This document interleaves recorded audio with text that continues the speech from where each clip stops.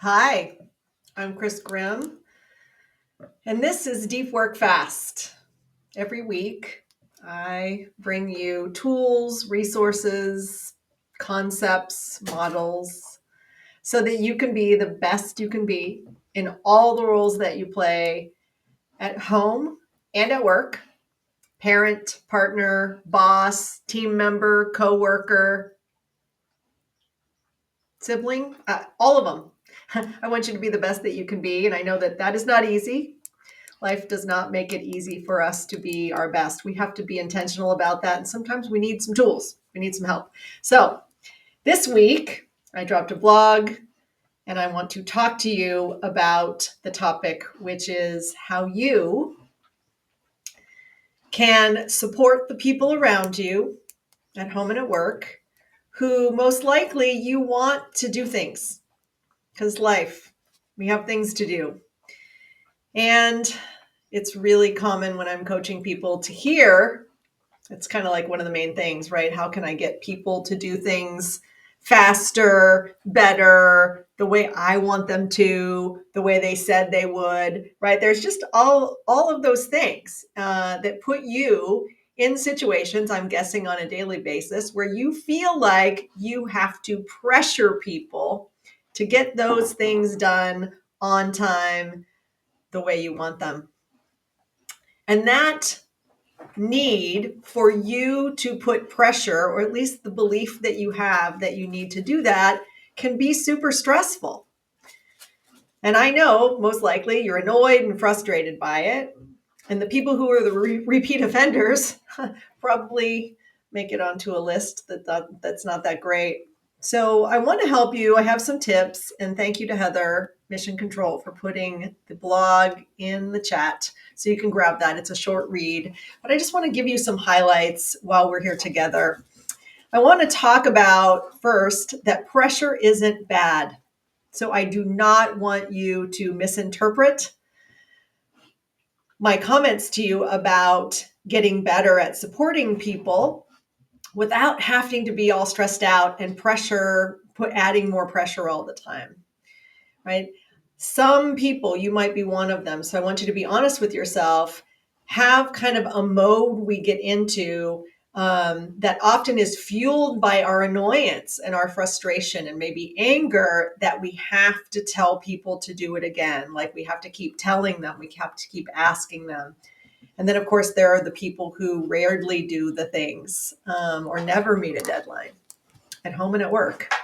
And we carry resentments into each situation based on what's happened in the past. And so I know that this is really real, and I did not want to take a shallow kind of fake approach to this. I've been coaching people for 28 years. So I've been through a lot of situations and heard many stories. And there is a way for you to first find balance and start to recognize what is healthy pressure and what is unhealthy pressure. So first, let's start there. There is healthy pressure, deadlines, limited resources, maybe deadlines that are too tight. Sometimes those could be really, really healthy. And I want to explain why that's okay, and that we actually want it for our children and our employees, because achieving things, sometimes things that felt hard or impossible, is important. It builds resilience. It also teaches us about ourselves. It builds character. And so when I say it teaches us about ourselves, we prove to ourselves what we can do. And that's how we build self-worth and self-esteem. It's also how we learn about ourselves. And hopefully at an early age, we start teaching young people that they can achieve things, that they can set goals, or that someone can set a goal for them, and that they can make a plan and they can prepare and they can achieve those things. And the more people are able to achieve things, the more success we feel, the healthier that is. And it builds a healthy self-concept. And in our employees, so we can go back to work for a second, that's important because we need teams of people in our businesses, regardless of what you do, who can predictably plan their work the plan, get the things done, hopefully on time or as close to on budget and deadline as possible. That's how our businesses work. We are dependent on that. Our customers are dependent on it. Your customers are dependent on that. So healthy pressure is great. And it should be a part of a culture of a family and a workplace. So please don't believe that when I say I want you to pressure people less, or at least you to learn some new tricks around this, that I'm saying don't add pressure, because I would never say that. Now, there is unhelpful pressure. Let's talk about it, because I know you felt it and I am sure you have applied it. I know I have. So when pressure becomes overbearing, when it is unhelpful, because that pressure, maybe because it surprised people, or the goals in the first place were maybe unrealistic or under-resourced, then you add pressure on people who already believed that they couldn't achieve it. It starts to demotivate people. And then you, as the parent or the boss, oftentimes, I witness, apply more pressure to try and get people over the line, over that deadline, right? Like, tough, suck it up, we're going to do it, let's do that. So the reason I'm saying that's unhealthy is because the more we do that, the less effective it is. Let me say that again. The more you do that, overbearing, unhelpful, maybe too much pressure, and we do it all the time, it becomes less and less effective. People don't react to it in the same way the third, fourth, fifth, 60th time you use that technique. It wears off because it's not motivating to them anymore. And they don't have the urgency and maybe even the fear that they had the first time you tried to use that technique. And so when I'm coaching leaders like you, I'm like, your toolkit for moving people forward and getting what you need needs to have more things in it than just the kind of last minute, crack the whip, get it done, pressure-filled behaviors.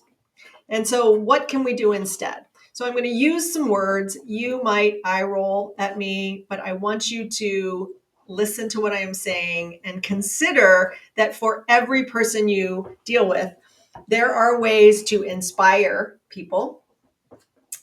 There are ways to create a situation where people feel trusted and valued. And so they want to achieve. They want to do something meaningful. They want to have success for themselves, the team, and the organization.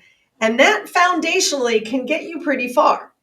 That means people can jump into situations, and I've seen it, really impossible situations where people were volunteering to be a part of that. Why? Because they were confident that they could contribute. They knew that their contribution was going to be valued, and they knew that everybody was in it together and it was going to be a meaningful experience. And I know that you want that more on your teams and in your home, right? People who are showing up and are willing to be accountable. And I want to put that in here because I think sometimes when you get in situations and we've crossed the line from healthy pressure to unhealthy pressure, oftentimes what happens is that the people who are receiving the pressure, and it's not necessarily motivating them to do something different, they also give up ownership and accountability. And it's important to understand how accountability works, right? Accountability can only happen when people feel like they are willingly contributing and that they've been heard, that all of their concerns about whatever it is that's happening here, even if it's totally impossible or you're under some crazy amount of pressure or it's not resourced appropriately, there are still people who will run through walls. And I know you know that. You might be one of those people. And the reason people are that motivated and take that much ownership is because they believe that you're going to listen to me along the way. So as we start to go on this journey, I can go back to my boss, or I can come back to my parent, and I could say, I'm not giving up.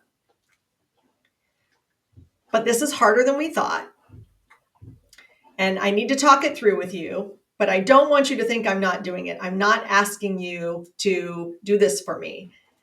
And unfortunately, what happens a lot of the time, and this is really what I want you to think about, is that leaders and parents oftentimes are afraid that the outcome's not going to happen, and often afraid that if mistakes are made or people are losing their energy, that I better go into like overdrive. I've done it myself, right? And push, remind people, get in the weeds. Am I going to have to do this for you? Like we start to get preventative and fearful, specifically if we're on the line for the ultimate outcome. And so what happens in that is that we take people, we don't mean to do this, by the way, but we take away people's ownership and accountability. We kind of stifle them. So you have to know yourself, and you have to know how to prevent that from happening. And so one way to do that, and again, you might say, really, this is going to work. I promise it actually does, is learning how to, with your team or your family members, talk through whatever it is you're doing. It could be moving out of your house if it's your family. And at work, it could be going into the next quarter of business, and last quarter was really bad. And so the pressure's on. Everybody's watching and predicting that it's not going to go well. And so a way to do this in a healthy way so that you don't have to put on the pressure is to sit with the team early, proactive, and talk about what it is that we're going to do. Not just the what we're going to do, how are we going to do it? Let's talk through all the expectations. What do our stakeholders need and want from us? Who's watching? What are going to be the early indicators of success? And what are going to be the early indicators that we're not on track? And are we all able, or will we be able to track that? Will we be able to see it? Who's going to see it first? Sometimes I facilitate meetings with teams. We spend an hour or so doing this kind of pre-mortem, right? A pre-mortem, that's a term that came from the Navy SEALs, and it's when they talk about their missions beforehand and they talk about everything that could go wrong. Single points of failure is what it's called. When I do that with teams, and I highly recommend that you do that, you can look that up if you want, pre-mortem. It's a great tool. It's really easy to use, but you have to use it. And you have to be willing to allow the team to contemplate failure early, proactively, long before the actual project or initiative. And what that does is it helps you and your team start to see what realistic means and what stretch means. Like, are we set up for success? What are the chances of all these things that we just listed as single points of potential failure? What are the chances that that's actually going to happen? Like, is that predictable? And a few of those things might be predictable. And so what are we going to do? Well, we're going to get in front of it. We're going to prepare. We're going to be super prepared. That gives the confidence to your team. It creates the ownership I was just talking about, the accountability. So instead of you just having a shallow conversation or one conversation where we set goals or OKRs or whatever you do in your organization, and then you walk away thinking, okay, everybody just committed, and they know what they're doing. No, you have a more in-depth conversation where in the room, there starts to be a real understanding of what you're doing, what's going to potentially show up to be in the way, and how we're going to address it if it happens. And because of that, most likely, not only are you going to have more success, predictably, but along the way, everybody's going to stay in the game. You're not going to have to, midway through the process, go, yo, dude, what are you doing? What are you doing? Get back in here. I need more. It's a way for everybody to be accountable to each other. The other thing that I would love for you to do is start to understand and learn what motivates the individuals on your team and in your family. Now, you may think you already know that. Most of the people I coach think they do. And by the way, I thought that too. And, I had to relearn. I've had to relearn over and over again with my own children as they have changed and grown. Like sometimes I have to relearn what's important to them. I have to listen to how they've grown. And I urge you that you can't wait with your kids or your employees to just have this conversation by accident. Like you should intentionally have a conversation with them about what's motivating you these days, what feels great, what do you wish you could do more of when you're in stressful situations. How are you handling it? How are you taking care of yourself so that you can make it through? What kind of endurance do you have in your life and in your work? And when are you completely stressing out versus when are you able to perform? You should know that about people before you have to count on them to do things. And I think oftentimes what happens is that we're so busy, we assume things about people. And again, many people shake their head yes. If you're their boss, by the way, they're most likely going to shake their head yes to you, even though they might think the goals or the projects are completely unrealistic. They may not feel like there's any space for them to disagree. And if you're a CEO, by the way, and your board is putting on the pressure to you and your team, of course, your team members are most likely going to sign up for things that they're not sure how they're going to do it. And then you're going to have to manage the effects of that downstream. And so I want to help you get in front of this. I have a few more tips for you. One is that if you're not doing regular check-ins with people, and I'm just not talking about one-on-ones, I am talking about initiative-specific check-ins with some kind of agreed upon shared language for talking about progress. So earlier I mentioned what are the early indicators of success? More importantly, what are the early indicators that we're not going to be successful? Like, how do we know that this is not on track? There's usually more than one or two metrics. If you wait to use the financial metrics, if you wait to use customer satisfaction, those are all lagging indicators. I've done some deep work fast on that before. And if I coach you, you know what I'm talking about. It's too late.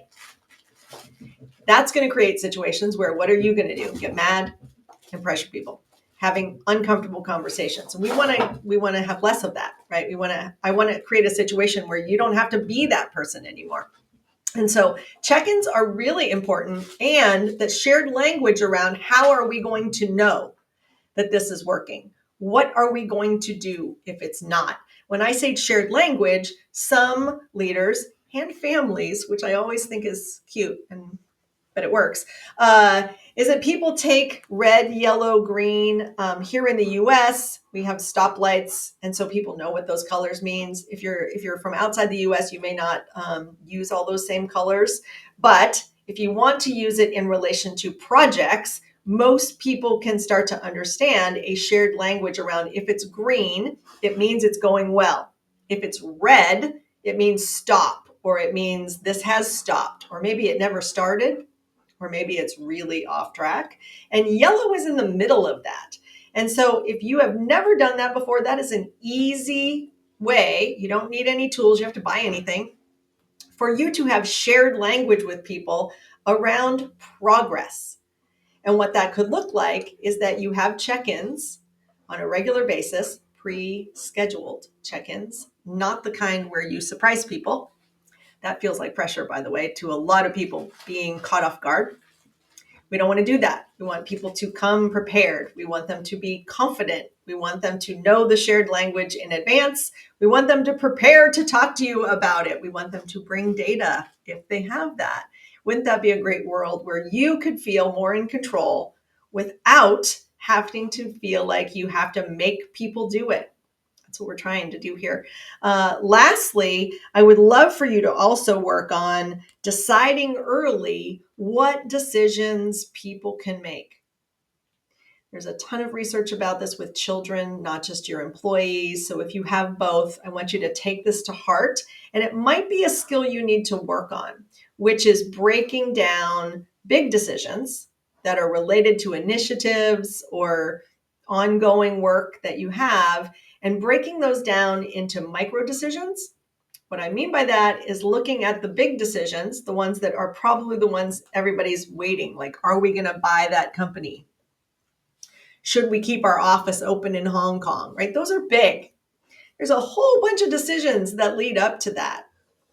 And what I find in organizations in particular is that when we're growing leaders, or you have people on your team who are new, for instance, and you're not sure how they're going to make decisions, the boss often wants to make the ultimate decision themselves because you feel accountable to that. But along the way, there's a whole bunch of other decisions that other people have to either help you make or maybe you can allow them to make. When you give people the authority and the empowerment to make decisions along the way, well, they stay in the game with you. They feel ownership, and they will feel more ownership later when the big decision is actually made, even if they don't agree with you. That's what we want. We want more people staying so that you can support them along the way, supporting them with all the tools and techniques that I've just gone through with you. That was a lot. We're over time. So I want you to grab the blog. It's all in there. Try it. Try something.